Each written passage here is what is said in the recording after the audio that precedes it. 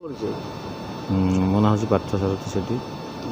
ଏଇ ଯେଉଁ ଜାଣିଥିବେ ସୀତା ସମ୍ମୁଖରେ ଯେଉଁ ଇଏଟି ହେଲା ମର୍ଡରଟି ହେଲା, କିନ୍ନରମାନେ ଯେଉଁ ଆସିକି ଛିଡ଼ା ହୁଅନ୍ତି, ୟା ପାଇଁ ଦାୟୀ କିଏ? ୟା ପାଇଁ ଦାୟୀ ସମ୍ପୂର୍ଣ୍ଣ ପ୍ରଶାସନ ରହିବ। କାରଣ ଯେଉଁ ପ୍ରକାର ପେଟ୍ରୋଲିଂ ହେବା କଥା ତାହା ହେଉନାହିଁ। ବର୍ତ୍ତମାନ ଏଇଟା ହେଉଛି ଜାତୀୟ 314 ନମ୍ବର ଜାତୀୟ ରାଜପଥ। ଏଠି କୌଣସି ପ୍ରକାର ପେଟ୍ରୋଲିଂ ହେଉନାହିଁ। ସେମାନେ ତାଙ୍କର ରୋଜିରୋଟି ପାଇଁ ସେମାନେ ତାଙ୍କର ଠିଆ ହେଉଛନ୍ତି ଯେ ଏ ମର୍ଡର ପାଇଁ ସ୍ୱତନ୍ତ୍ର ପ୍ରଶାସନ ହିଁ ଦାୟୀ ରହିବ।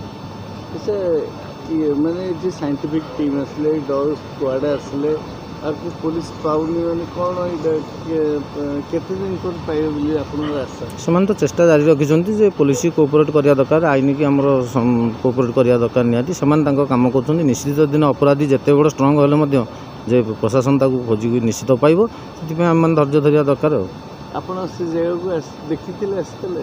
ଯେ ହଁ, ଦେଖିଛୁ ସେ ବାଲିଗଡ଼ା ପାଖରେ ବୁଲାବୁଲି କରି ଗଲୁ। ତ ଆପଣଙ୍କୁ ନିଜକୁ କ'ଣ ଫିଲ୍ ହେଇଛି?